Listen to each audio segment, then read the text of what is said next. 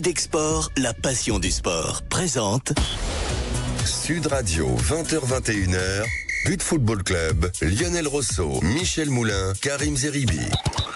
Bonsoir à tous, bonsoir à toutes, quel bonheur de vous retrouver comme chaque jeudi à 20h pour notre rendez-vous foot avec des débats bouillants. Et ils sont bouillants, nos invités, comme chaque jeudi bien sûr avec l'actualité, le sommaire, les thèmes que je vais vous donner dans quelques instants. Mais je salue bien sûr Monsieur Michel Moulin. Bonsoir Michel. On est ravis de vous retrouver, Michel Moulin. Merci beaucoup. Soyez le bienvenu. Michel, toujours copain avec Karim Zeribi ou ça va? Moyen bon, quoi, moyen. On va voir. Bonsoir Karim Zeribi. Bonsoir messieurs, heureux de vous retrouver les lâcheurs. Toujours copain avec Michel Moulin. Mais attendez, on a fait 4 émissions, 2 fois vous m'avez laissé tout seul. Oui, mais attendez. Et ça se dit ami ça. Ça vous a permis pas la conception que vous avez d'amitié. Ça vous a permis de briller. Vous le faites tellement moi, bien. je joue collectif. Vous le faites tellement bien. C'est une passe décisive. Vous savez, moi je suis numéro 10. Passe décisive, exactement. Moi aussi, c'est ça. Et tu me la pousses et je la mets au fond. Voilà. Exactement. Platini à Henri Michel. On se souvient de cela évidemment pour les plus anciens. Jimmy Algerino est avec nous. Bonsoir mon cher Jimmy. Bonsoir à tous, bonsoir Lionel. On est ravis de vous retrouver. Merci d'être avec nous, Jimmy. On est très content de vous retrouver, tout comme Benjamin Danet. Bonsoir, salut Benjamin, Lionel. le rédacteur en chef du site Qui lui m'a pas lâché. Footballclub.fr. Oui, mais il a tenu la baraque. C'est le taulier. Merci, Benjamin. C'est le taulier mais je t'en prie, aussi. Karim. Voilà. Et je cite évidemment butfootballclub.fr avec toutes les informations. C'est le grand frère de notre émission. Voilà, ce site qu'il faut consulter régulièrement pour les toutes dernières informations. J'ai vu passer d'ailleurs une belle info. C'est une thématique qu'on aurait pu faire avec Pogba, qui pourrait se rapprocher de l'Olympique de Marseille. C'est pas le thème qu'on va faire ce soir, mais j'ai lu ça. Une rumeur qui commence à prendre un petit peu d'ampleur. Enfin, il y a quand même un candidat qu'il ne faut pas écarter qui s'appelle la Juventus de Turin et qu'il va falloir discuter au préalable. Mais avec Benatia, tout est possible.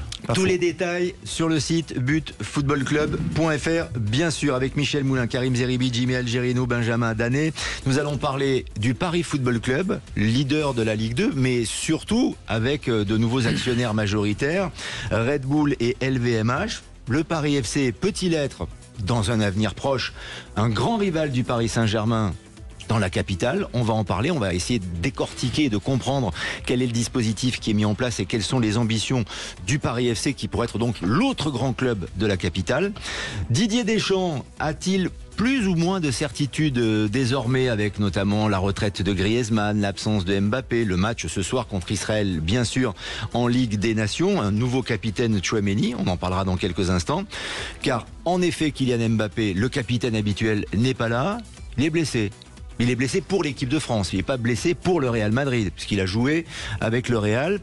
C'est assez surprenant. Est-ce qu'il y a eu une forme de mépris de la part du Real Madrid et de Kylian Mbappé envers les Bleus? On en parlera dans quelques instants. Et puis on évoquera aussi le foot amateur, qui est tellement important aujourd'hui sur la cartographie du ballon rond. Le foot amateur qui est parfois négligé. Il y a des élections au mois de novembre très importantes pour les ligues. On va en parler. On verra si vous avez des idées ou si vous estimez que ce foot amateur est le parent pauvre du football en général. Nous serons d'ailleurs avec Guy Glaria, qui est le président du district Gers et qui se présente à la tête de la Ligue Occitanie. Donc ce sera au mois de novembre. On en parlera avec lui et avec vous, bien sûr, dans notre émission But Football Club.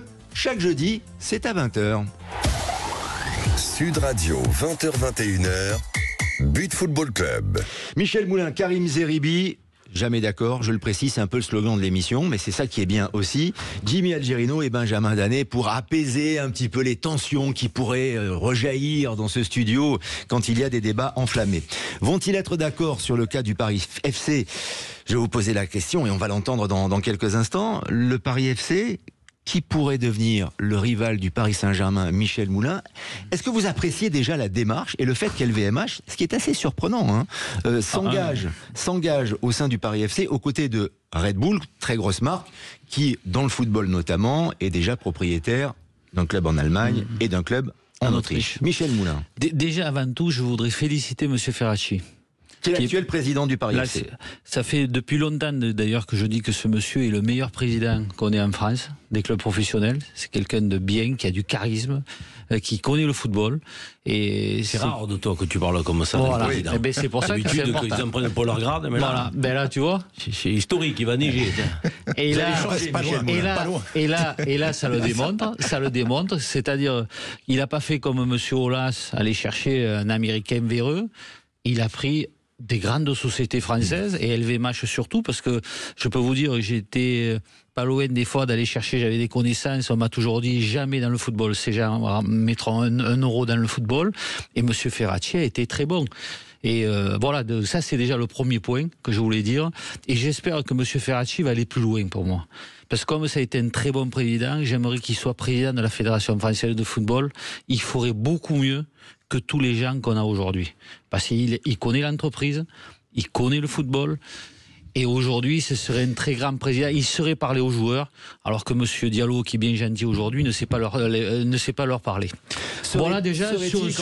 Ferracci. Je pense, j'espère qu'il y a beaucoup de gens comme moi qui vont le pousser à être président de la fédération. Alors, je reviens vers vous, Michel Moulin, sur le projet Paris FC, mais je voudrais quand même faire réagir Karim Zeribi sur le cas de Monsieur Ferracci, comme dit Michel Moulin, sur son profil et sur le fait qu'il soit candidat ou pas à la Fédération française de football. Il est jamais bon de mettre la charrue avant les bœufs. Je pense que Ferracci est en train de faire de belles choses au Paris Football Club.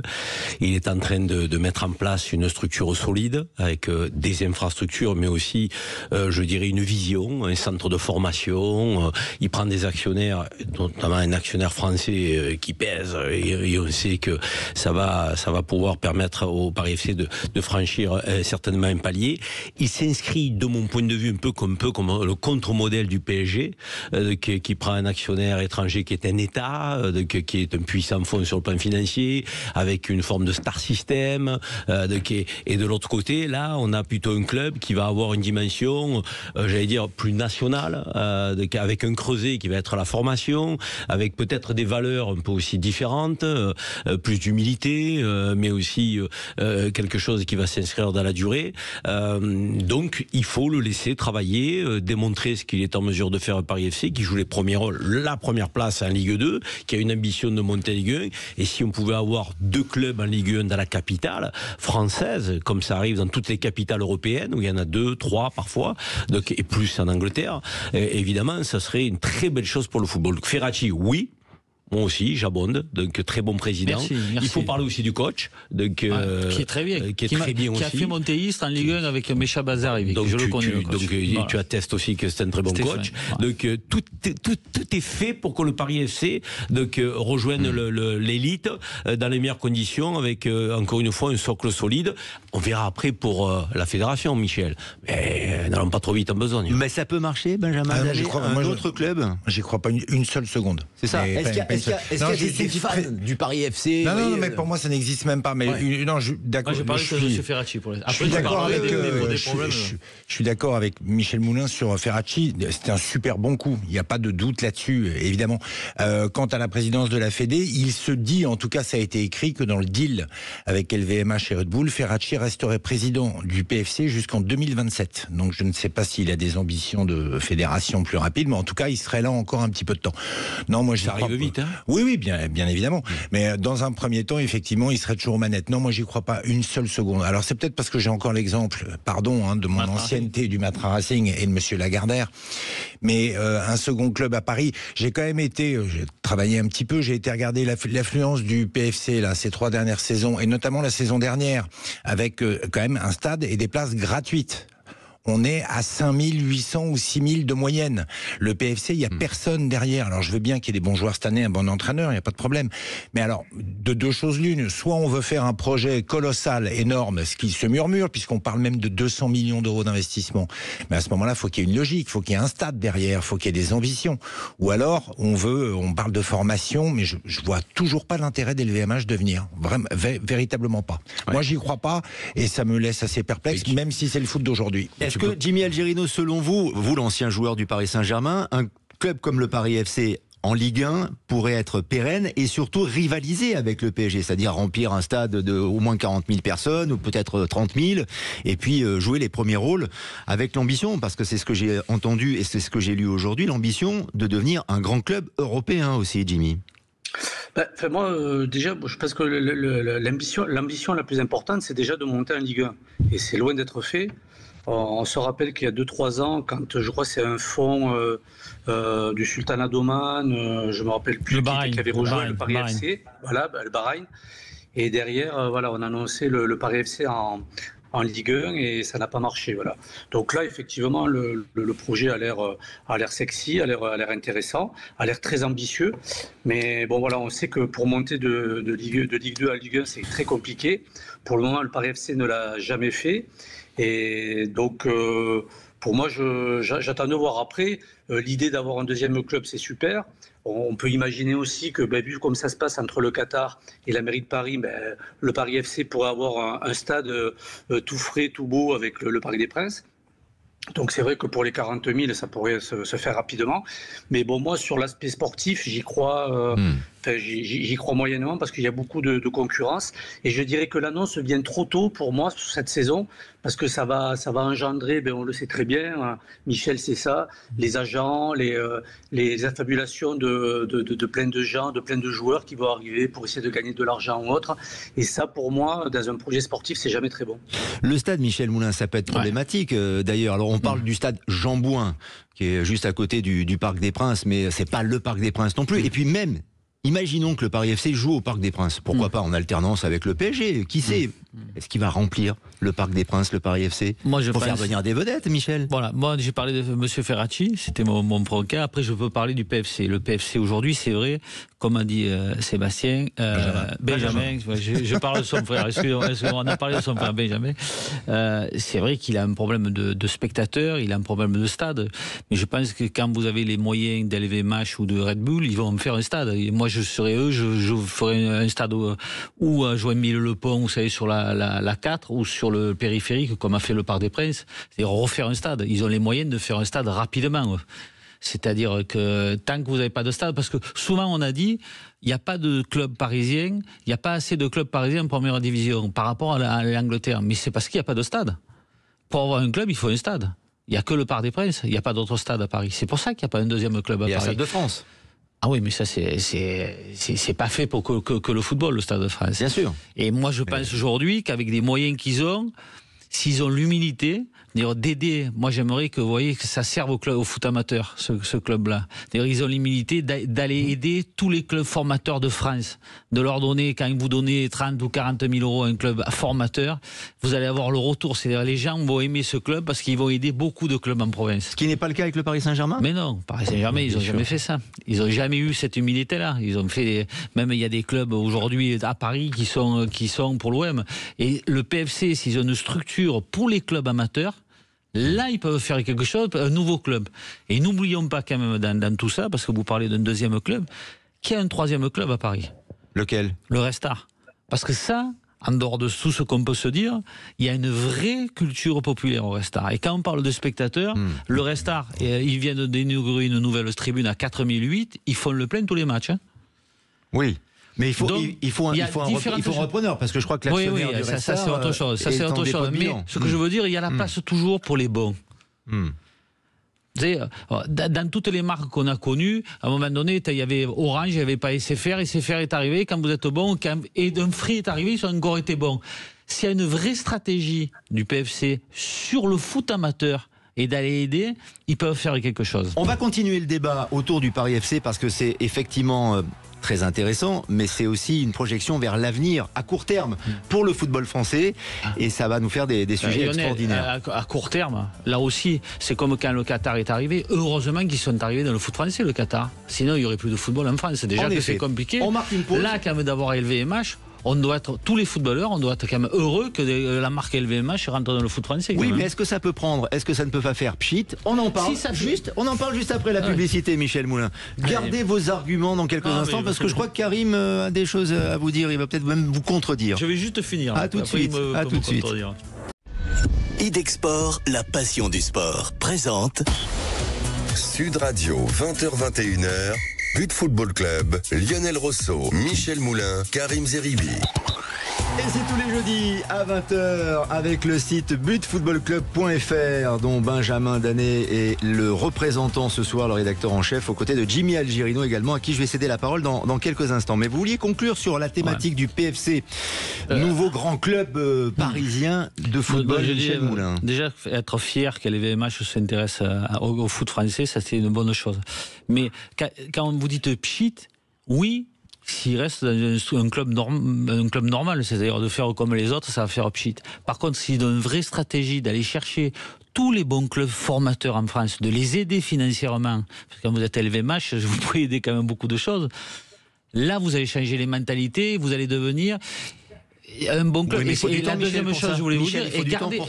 Oui, mais vous savez qu'à l'argent, vous allez un peu plus vite. Il faut une équipe compétitive tout de suite. Et le seul truc que j'espère qu'ils vont pas faire, c'est pas comme Salzbourg en Autriche, changer les joueurs tous les ans.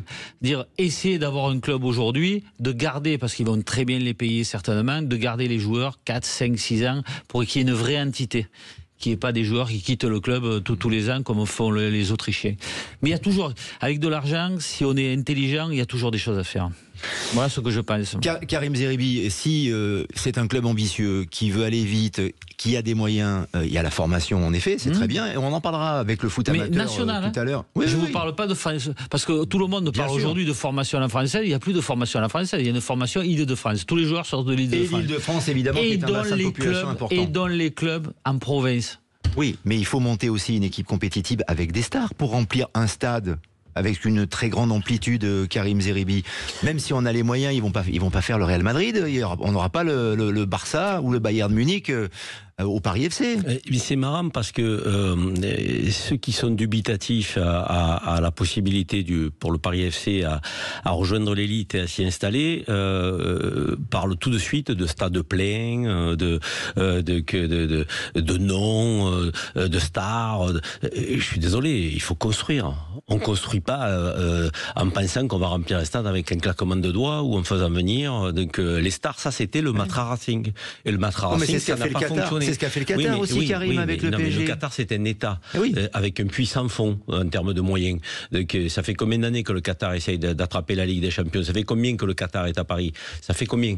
Ils sont arrivés quand à Paris? 2011. 2011. Vous vous rendez compte, ça fait 15 ans qu'ils sont là, quasiment, et qu'ils essayent d'être sur le toit de l'Europe, ils y sont pas. Et tous les ans, ils remettent encore, toujours et encore. On a eu Messi, on a eu Neymar et on a eu tout le monde. Je veux dire, donc, la réalité, c'est que moi, je crois que si ils ont une construction identitaire qui peut s'inscrire dans la durée et sur du solide, ça peut fonctionner. La construction identitaire aujourd'hui, dans le football moderne, bien sûr que c'est faire venir des joueurs un peu attractifs, mais c'est surtout ce que dit Michel, c'est qu'il faut s'appuyer sur le creuset de la formation. Et moi, tu parles de l'Île-de-France, oui, on va peut-être parler dans l'émission, on a un thème sur le football amateur, Herbel, à Marseille, c'est un club qui, toutes les années, fournit des clubs anglais, des clubs, les jeunes, ils partent tous, ils vont signer à l'international. Donc, si le Paris FC... Wesley Fofana, il vient d'Herbel. Absolument. Oui, mais ce que je te dis, donc tout ça pour vous dire que des clubs comme Herbel, tu peux en avoir quelques-uns. Ça a été le cas des Caillols aussi à une époque à Marseille. C'était le cas des Caillols. Aujourd'hui, c'est Herbel à Marseille.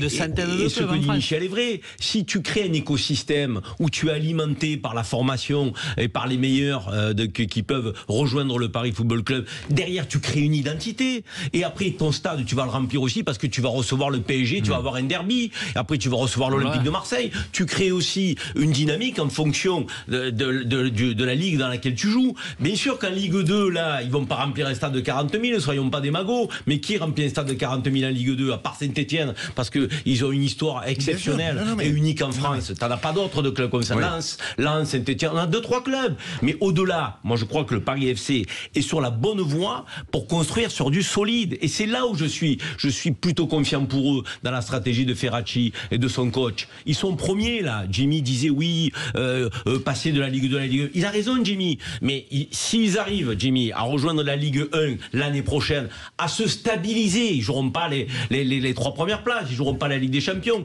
donc à se stabiliser. Et petit à petit, ils vont engranger, ils vont construire, donc ils vont s'étoffer. Maxime, le petit Lopez là, Maxime Lopez, il arrive d'Italie, il a misé sur ce club, il sent qu'il se passait quelque chose peut-être, il sent qu'à un moment donné c'est sérieux ce qui se passe. Il se passe quelque chose. Et juste un truc pour Michel, ajouter, et je peux passer la parole à Jimmy qui a connu ça. Qu'est-ce qui fait le tour de Matra Racing? Parce que là aussi, ils ont mis un garçon qui s'appelait Piette, pas le joueur, mais un directeur général, qui était mauvais comme un cochon. C'est lui qui tue le Matra Racing. S'ils mettent quelqu'un de compétent au Matra Racing, je pense qu'ils peuvent passer. Au Paris FC, effectivement. Mais il y a eu peut-être ce projet aussi de longue haleine, et depuis longtemps, Jimmy Algerino, avec Rai, qui a été longtemps, vous le connaissez bien, non, en plus, Rai, ça a été l'un de vos coéquipiers, qui a été conseillé. Mais il est toujours au PSG, là. Et qu'il est toujours au Paris Lionel. FC, effectivement. Jimmy. Déjà, il y a plusieurs choses. Déjà, je vois que Karim et Michel sont d'accord. Parce que c'est rare, donc il faut quand même. Il faut le souligner parce qu'ils sont d'accord. Pas complètement d'accord, mais un peu d'accord, c'est vrai. Voilà. Et après, pour être d'accord avec tout le monde, c'est vrai qu'ils ont quand même la star qu'il faut pour essayer de construire ce club et la montée. C'est vrai que c'est Rai. Rai est dans le club. Rai conseille le président, donc il pourra conseiller les autres présidents ou les autres investisseurs. Puis il ne faut pas oublier non plus que Rai connaît très bien. Il a travaillé avec le Paris Saint-Germain. Il a travaillé aussi avec le São Paulo FC, où il y a quand même... on sait aussi le projet que ça a été le São Paulo, avec d'abord le frère de Rai, Socrates, qui avait fait ce club, qui avait créé un petit peu ce club sur des moments assez tragiques au niveau du Brésil. Derrière, il a été avec quand même pas mal de résultats. Et ça, c'est quelque chose qu'il peut faire effectivement, comme disait Michel, avec le bassin parisien, avec les joueurs. Il a aussi une fondation, donc de créer ces liens, de créer aussi le social, le sociétal. Et donc tout ça, je pense qu'avec Rai, il y a vraiment la possibilité pour le Paris FC et pour les futurs arrivants de proposer un projet vraiment global, ambitieux, et de monter étape par étape pour arriver à Ligue 1 et peut-être après sur de l'Europe. Mais en tout cas, ils ont quand même une personnalité, parce qu'il ne faut pas oublier qu'à Paris, Rai, c'est quand même quelqu'un. En France, mais à Paris, c'est quand même quelqu'un. Donc déjà, ça peut aussi drainer beaucoup de gens derrière le club, et peut-être aussi tous les déçus du Paris Saint-Germain, parce que moi j'en connais avec certains supporters, mais pour venir aider, venir supporter le Paris FC.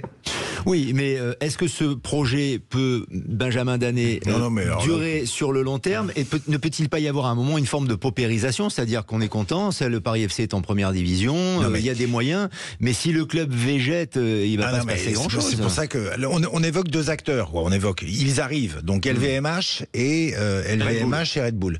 Rappelez-moi quel est le principe de Red Bull aujourd'hui avec les joueurs, c'est du trading, faut quand même pas l'oublier. Donc déjà la formation dont on parle là depuis quelques minutes, moi je veux bien, mais enfin la formation de Red Bull, elle est surtout une formation qui rapporte beaucoup d'argent, et on balance assez vite les joueurs. Est-ce que vous imaginez un instant LVMH arriver dans le football pour végéter ? Non, pas une seconde. Donc en fait, qu'est-ce que va faire ? Je pense, je peux me tromper, mais qu'est-ce que veut faire LVMH ? Être en Ligue des Champions, comme on l'entend, comme on l'a lu, dans les 3, 4, 5 prochaines années. On a la sensation d'entendre et de revivre ce que Jean-Luc Lagardère disait à l'époque. Peut-être effectivement avec une grosse erreur de casting avec Jean-Louis Piette. Mais enfin, il n'y aura pas de formation. Ce que LVMH veut, c'est réussir. PFC, c'est pas une mauvaise idée. Le club est en Ligue 2, effectivement, on part de rien. Est-ce que derrière, moi je pense qu'il n'y a pas la possibilité d'un deuxième club de foot à Paris. Moi, je n'y crois pas une seconde. Parce que le Paris Saint-Germain prend trop de place, Michel Moulin. LVMH aussi, ce qu'il y a d'intéressant. Je pense que Arnaud a été attaqué sur pas mal de choses sur les riches, et qu'il a envie de rendre quand même un peu ce qu'il a gagné aux gens populaires. Et je pense que son idée, c'est ça. Et je pense que c'est une très bonne idée. C'est une très bonne idée. Ce soir, il s'est fait exprès peut-être, mais on est encore d'accord. Je pense que il est en train de prendre le contre-pied de l'image qu'on a d'LVMH. Voilà. Il est en train de peut-être de démontrer que... popularise. Je te rejoins complètement, mais sur le plan marketing, c'est un coup fantastique. Mais moi, je suis sûr. C'est un coup fantastique. Et ce qu'a dit Jimmy aussi. J'aurais imaginé un club du Nord. Voilà. Et ce qu'a dit... Jimmy a dit un truc très intéressant. N'oublions pas quand même, on le sent donc, comme souvent, quand moi je sors du Paris Saint-Germain, puisque je vais voir tous les matchs, il y a beaucoup de gens qui ont commencé à en avoir marre un peu de ce Paris Saint-Germain-là, qui veut trop paillettes. On sent de plus en plus les gens, on voit beaucoup de gens comme on voit aujourd'hui en costume. On voit plus des vrais passionnés de football. Et quand on entend dans les tribunes ce qui se dit, la plupart des gens, ils comprennent rien au football à Paris Saint-Germain aujourd'hui. Et donc ça, c'est intéressant. Donc il y a beaucoup de gens qui sont en train peut-être, qui vont basculer sur notre club demain. Il y a beaucoup de gens, en tout cas du football, mais aussi des personnalités qui ont été des dirigeants. Je crois que Luc Dayan est intervenu dans le site. Il a donné une bonne interview. Il a donné une bonne interview. Alors, en substance, qu'est-ce qu'il raconte? Il trouve que c'est plutôt une bonne idée, en tout cas. Il a été interrogé par Alexandre Corbeau cet après-midi. Lui, il dit que le dossier est éminemment politique. Lui, il insiste notamment sur l'histoire du Stade de France. Il revient également sur ses propres expériences. Il dit que c'est un super coup, que c'est très, comme dit Michel, que c'est très très bien joué de la part de Ferracci. Effectivement. Après, voilà, il n'oublie pas les liens entre la famille Ferracci et Emmanuel Macron. Donc il pense qu'il peut y avoir effectivement certaines choses qui se sont tissées. Et c'est sans doute vrai. Après, encore une fois, de toute façon, l'idée, elle n'est pas nécessairement mauvaise. On part pas de très loin. Le club est en Ligue 2. Moi, je pense qu'il y a quand même l'histoire du stade qui, à un moment, va être un problème parce que ils vont pas jouer à Jean-Bouin, ils vont pas jouer à Charletti. Donc la problématique, elle va être simple. C'est soit le Parc des Princes, soit le Stade de France. Ou faire un stade. Mais faire un stade, bien sûr. Lionel a parlé effectivement de matchs alternés au Parc des Princes, ça peut être la solution immédiate. Ce qui se passait à la fin des années 70 lorsque le PFC et le PSG jouaient en première division. Ce qui a été le cas aussi pour la Ligue des Champions avec Lens et Lille, qui sont des grands rivaux, donc il peut y avoir une alternance et pourquoi pas, il peut y avoir une forme d'émulation. L'interview de Luc Dayan et toutes les informations sur le foot et sur ce dossier Paris FC, c'est très complet, à retrouver sur le site but-footballclub.fr bien sûr, et dans notre émission on en parle. Mais dans un instant, il est 20h30 sur Sud Radio, dans un instant nous parlons de l'équipe de France qui joue dans un quart d'heure contre Israël en Ligue des Nations et Didier Deschamps qui n'a pas pour l'instant la partie facile. A tout de suite sur Sud Radio, c'est le But Football Club. Idexport, la passion du sport, présente Sud Radio, 20h21h, But Football Club, Lionel Rosso, Michel Moulin, Karim Zeribi. Nous sommes là chaque jeudi entre 20h et 21h sur Sud Radio pour parler vrai, pour parler foot et pour évoquer les choses du ballon rond dans le But Football Club avec en effet Michel Moulin, Karim Zeribi, Benjamin Danet et Jimmy Algerino. Les Bleus, l'équipe de France et Didier Deschamps qui semble accuser un peu le coup avec à la fois la retraite surprise de Griezmann, on en parlait sur cette antenne la semaine dernière, mais également Mbappé qui est forfait alors qu'il a joué avec le Real Madrid, un nouveau capitaine qui est Tchouaméni, on peut en dire quelques mots d'ailleurs. On a l'impression, Karim Zeribi, que Didier Deschamps a moins de garanties et peut-être un peu moins la confiance, comme disent les jeunes aujourd'hui, qu'il ne l'a eu par le passé. Non, il faut que Didier Deschamps trouve je dirais les ressorts qui vont permettre à cette équipe de France de donner l'impression qu'elle repart un peu sur de nouvelles bases, avec un enthousiasme et une forme de renaissance, parce qu'il y a une lassitude, il y a une lassitude Deschamps. Il y a une lassitude Deschamps de par le public, il y a une lassitude Deschamps même à l'intérieur du groupe, il y a une lassitude Deschamps que j'en suis convaincu de certains leaders. Griezmann s'arrête, oui, c'est une décision mûrement réfléchie, oui, il a dit du bien de Deschamps, mais Deschamps ne l'a pas retenu pour qu'il poursuive. Kylian Mbappé préfère se préserver pour le Real plutôt que de venir jouer en équipe de France. Donc, c'est pour ça que moi je suis pas convaincu de la capacité de Deschamps aujourd'hui à créer un nouvel élan, une nouvelle envie. Je pense que c'était la fin d'un cycle. Je pense que c'était la fin d'un cycle et qu'on a raté à un moment donné, je dirais, le moment où il fallait ouvrir une nouvelle page, avec un nouveau coach, avec un nouvel enthousiasme, avec une nouvelle vision, avec un nouveau cadre. Et tout ça oblige les joueurs aussi à se remettre en question. Ça les sort de leur zone de confort. Il faut s'adapter au nouveau coach, à sa nouvelle vision. Et donc, quelque part, c'est un défi collectif que tu proposes à l'équipe de France. Il est où le défi collectif, là ? Il est où le défi collectif ? Exactement. Et pourtant, c'est un sport collectif. Il n'y a pas véritablement de défi. Beaucoup d'écueils finalement pour Didier Deschamps, Michel Moulin, car Mbappé, on peut y revenir dans quelques instants, mais sans doute que l'équipe de France n'a pas été respectée à la fois par le capitaine des Bleus et par le Real Madrid. C'est quand même, même s'il y a des joueurs qui parfois déclarent forfait pour se maintenir en forme ou pour se préserver, ça a existé de tout temps. Mais là, en l'occurrence, Deschamps semblait ne pas être au courant. Voilà, il pensait vraiment qu'Mbappé allait être forfait. Et puis il y a le choix du capitaine aussi. C'est Aurélien Tchouaméni le capitaine. C'est un bon choix ? pour l'équipe de France, Aurélien Tchouaméni, plutôt qu'un Maignan, par exemple, ou un joueur plus expérimenté? C'est à l'image de Deschamps et de l'équipe de France aujourd'hui. C'est-à-dire triste. Tchouaméni, moi, si j'ai un capitaine à mettre, c'est un mec qui sourit, qui a la joie de vivre, qui amène ses coéquipiers à la victoire. Tchouaméni, c'est un avocat. C'est un intellectuel. Oui, mais ça démontre bien qu'entre l'instruction et l'intelligence, c'est deux choses différentes. Il est instruit, ce garçon. Je ne sais pas s'il est intelligent. Mais c'est à l'image de l'équipe de France. Deschamps, on le dit depuis longtemps. Deschamps, on a Zidane, on a peut-être le meilleur gars qui est créatif, qui va nous amener de la création, du changement de jeu. On a Zidane qui est à la porte. On continue à faire confiance. Deschamps, c'est fini. Et là, je reviens au management de Diallo, de tous ces gens-là. C'est pas des managers. Moi, on est président de la fédération. Mbappé, il y est. Je suis président de la fédération. Mbappé, il est au truc. C'est un peu comme ils ne sont pas descendus du bus. On revient toujours au même truc. Il y avait Escalette, il était là, il regardait, il ne savait pas pourquoi, où il en était. On est devant des gens qui ne managent pas.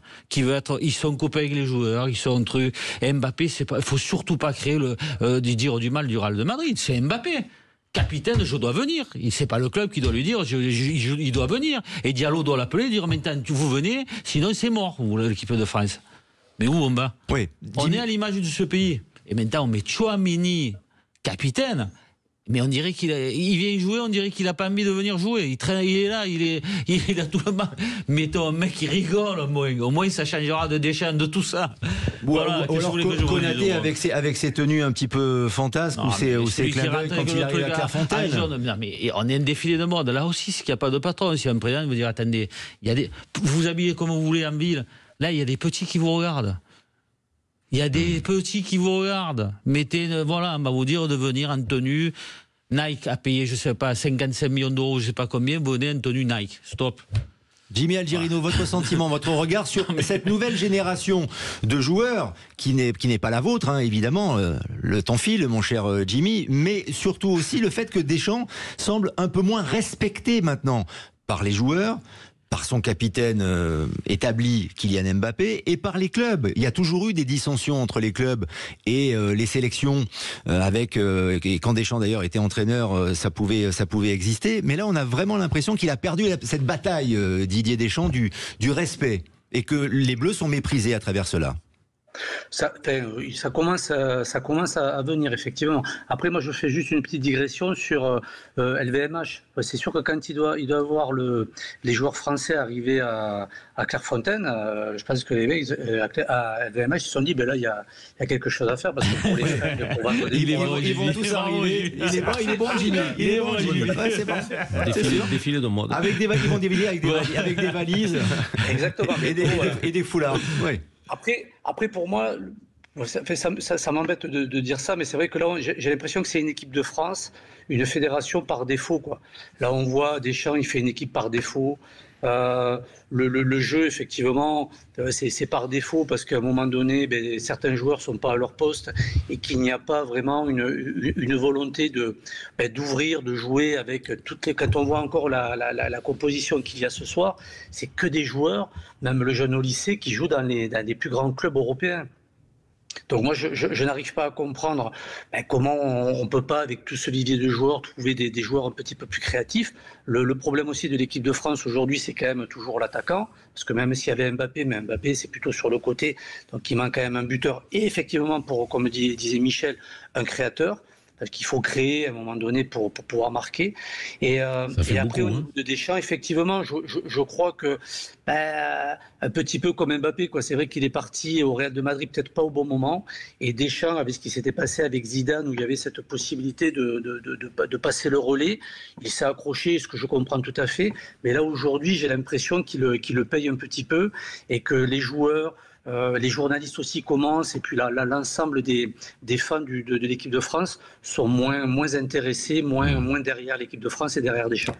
Benjamin Danet, qu'est-ce qui vous choque le plus Le comportement d'Mbappé avec le Real Madrid, les tenues vestimentaires, le fait que Deschamps fasse de la langue de bois, ce qu'il a toujours très très bien fait, même lorsqu'il était joueur. Je suis pas tout à fait d'accord avec vous sur le côté langue de bois, parce qu'au contraire, il a ressorti un vieux discours qui est très simple d'ailleurs, qui est toujours le même. Ce sont les clubs qui payent. On l'avait pas entendu depuis longtemps, ça, pour justifier la non-présence d'Mbappé. Ce qu'a dit souvent Giroud. Oui, mais Mbappé, en fait, il suffit de lire la presse espagnole. Vous lisez Relevo, je crois, hier ou avant-hier, et il vous explique qu'Mbappé est tous les jours au centre d'entraînement du Real Madrid, qui met les bouchées doubles, qui s'entraîne, qu'il n'est pas content de son début de saison et qu'en fait, il a préféré travailler pendant 10 jours pour être prêt pour les échéances du Real Madrid.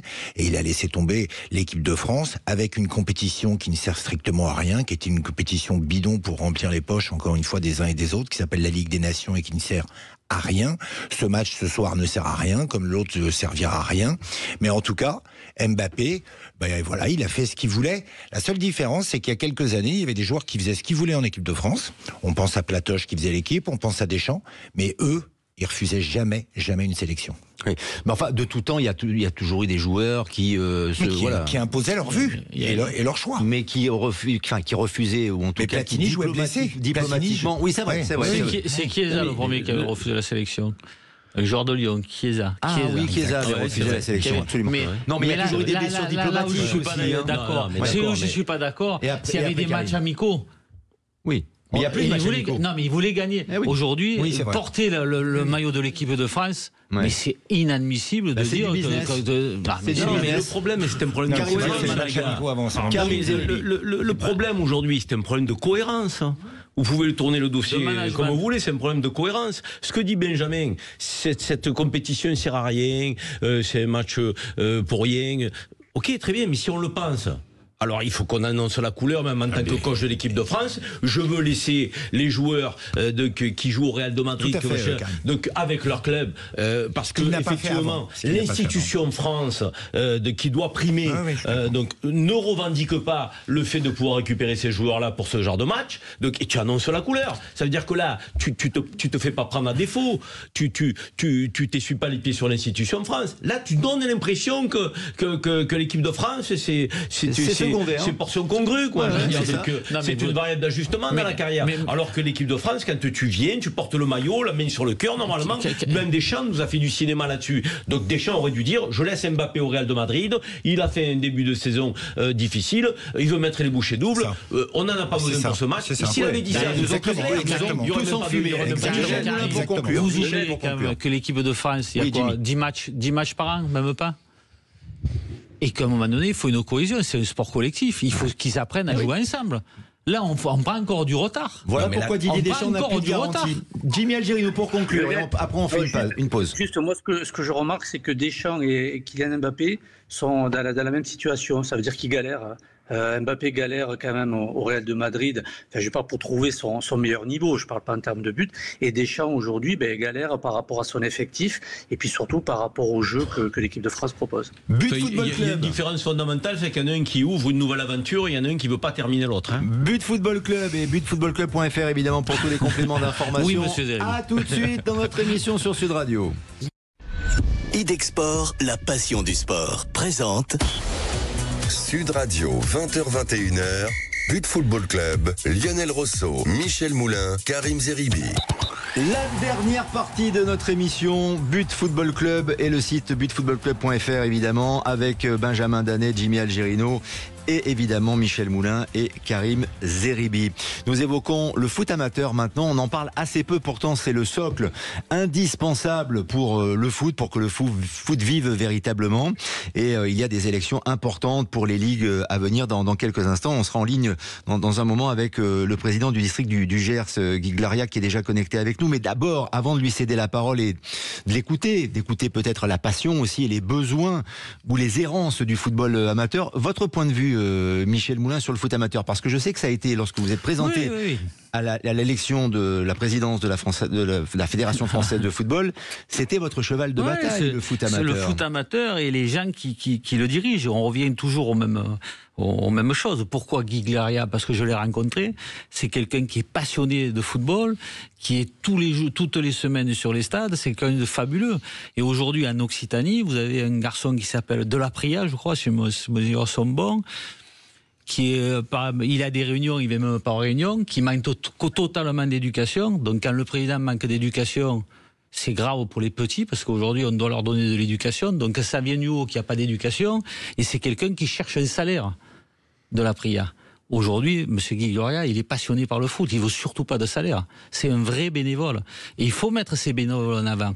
Alors c'est vrai qu'aujourd'hui, quand ils voient que la Brune a 100 000 € ou que les autres ont gagné tant d'argent, ils doivent se dire, mais où on est Et ces gens-là, il faut les aider, il faut les entourer, et il faut pousser les gens passionnés. Moi, je suis un passionné de foot, si on est tous autour de la table, c'est ça, on est des passionnés de football. Et aujourd'hui, malheureusement, la plupart des présidents de ligue, ce sont des hommes politiques. Ils font dans la politique, ils veulent chercher un salaire. On a Borghini dans Méditerranée, pareil, ils ont un salaire, les gens... Il faut donner le truc aux gens bénévoles qui ont envie de donner de l'éducation aux enfants. Éducation, bonjour, merci, mais de l'éducation footballistique. Il y a parce qu'il n'y a plus d'éducation footballistique. Et des moyens au foot amateur aussi. Et des moyens. C'est pour ça qu'LVMH, ce que j'ai dit tout à l'heure, c'est une bonne chose s'il fait. Et mettre des gens à la tête de ces ligues qui tiennent la route. Aujourd'hui, je vous dis, en Occitanie, celui qui voilà, il cherche un salaire, lui. Alors, avant de céder la parole à Guy Glaria, qu'on peut saluer déjà, bonsoir Guy Glaria, merci d'avoir accepté notre invitation. Merci à vous et bonsoir à tous. Vous êtes en direct sur Sud Radio. Je vous cède la parole dans un instant, mais je voudrais entendre Karim Zeribi également sur le point de vue de Michel Moulin, qui semble dire que finalement, ce que vous dites peut-être en substance, je parle sous votre contrôle, Michel Moulin et Karim, vous allez pouvoir réagir, que les gens qui sont en place aujourd'hui, même dans les ligues, même au niveau du foot amateur, sont des incompétents ou ne sont pas des passionnés et donc ne servent pas le football. Ils sont surtout politiques. Et ils sont surtout politiques. Oui, ce qui me gêne dans ce que dit Michel, c'est que quand il dit ils sont surtout politiques. Mais le problème, c'est pas qu'ils soient politiques, parce que la politique peut avoir une dimension de noblesse aussi. La politique au sens noble, c'est la gestion, l'animation de la vie de la cité. C'est au service de la population. Avec un grand C, c'est au service de la population, c'est au service de l'intérêt général, la politique. Donc c'est pour ça que je trouve que le terme utilisé par Michel n'est pas bon. Moi, je dirais plutôt que ce sont des carriéristes qui, coûte que coûte, font tout pour rester en place, sans pour autant se remettre en question ni se donner des objectifs à atteindre, et des objectifs politiques, pour le coup, nobles. Oui, le football amateur, c'est prépondérant. C'est prépondérant parce que c'est un vivier pour le football professionnel, mais pas que. C'est prépondérant pour la société. On parle du sport planétaire par excellence. Le sport le plus pratiqué. Ça veut dire que ça a une dimension sociétale, sociale. C'est une dimension de santé, c'est une dimension de vivre ensemble, c'est une dimension de respect. Donc le football. Moi, ça a été l'école de ma vie, moi, le football. Je veux dire, dès que j'ai marché, j'ai commencé à taper dans le football. Club amateur, les cheminots. C'était le club des cheminots dans lequel j'ai fait mes gammes. On était les enfants de cheminots. À Marseille, on se retrouvait. Donc, et ensuite, quand tu as des joueurs un peu talentueux, ils sont repérés par les sélections. Et puis ensuite, tu as des clubs qui sont un peu plus des clubs d'élite. À l'époque, c'était Mini Critérium, après cadets nationaux, Michel il connaît ça. Donc, et ensuite on intègre les centres de formation ou alors la voie du sport-études. Mais avant ça, c'est quand même la capacité de se retrouver avec des gamins d'horizons différents, de respecter l'arbitre, de respecter son coach. Donc, et si le football professionnel ne s'intéresse pas au football amateur, le football amateur a tendance aussi à se déliter, parce que frappé par des problématiques de formation, de bénévolat, de moyens matériels. Donc il est fondamental que les dirigeants du football amateur se battent aussi pour qu'il y ait une relation plus forte entre le sport business, et c'est pas un gros mot non plus, je veux dire, et le sport amateur. Quand je vois le maire des Mureaux, François Garret, maire des Mureaux, qui me dit hier, Michel sait que je l'ai croisé parce que c'est un ami commun à nous deux, il me dit, le PSG est à Poissy sur sa nouvelle infrastructure chez notre ami Carl Olive. Donc il me dit, on est à côté, on est à quelques centaines de mètres. Même pas on a la possibilité d'envoyer des gamins pour les voir s'entraîner ou pour avoir peut-être un petit regard, une attention. Mais c'est là où ça va pas. On peut pas avoir ces deux mondes qui se tournent le dos et qui n'ont aucune relation, aucune passerelle. C'est pas possible. Il faut mettre fin à ça. Qui met fin à ça? Les dirigeants dans les ligues, dans les districts et à la Fédération française de football. Alors que normalement, le foot business ou le foot professionnel devrait servir, il y a normalement un reversement au football amateur. Guy Glaria, est-ce que c'est un constat que vous faites également? Est-ce que vous corroborez ce qui a été dit par Michel et par Karim depuis quelque temps? Et est-ce que c'est une situation intenable dans votre district du Gers et dans votre vision de ce que vous pourriez faire à la tête de la Ligue de l'Occitanie si vous êtes élu au mois de novembre.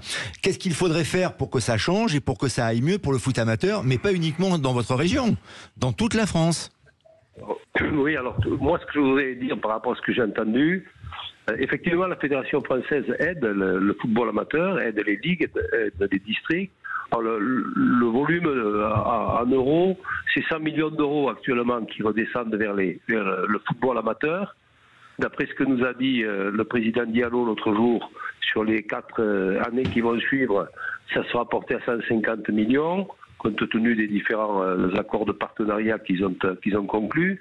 Mais pour autant, sur le football, je vous ai entendu tout à l'heure parler de l'évolution et des centres un petit peu importants pour la promotion et pour la détection des futurs professionnels. On a parlé de Paris, on a parlé de Marseille.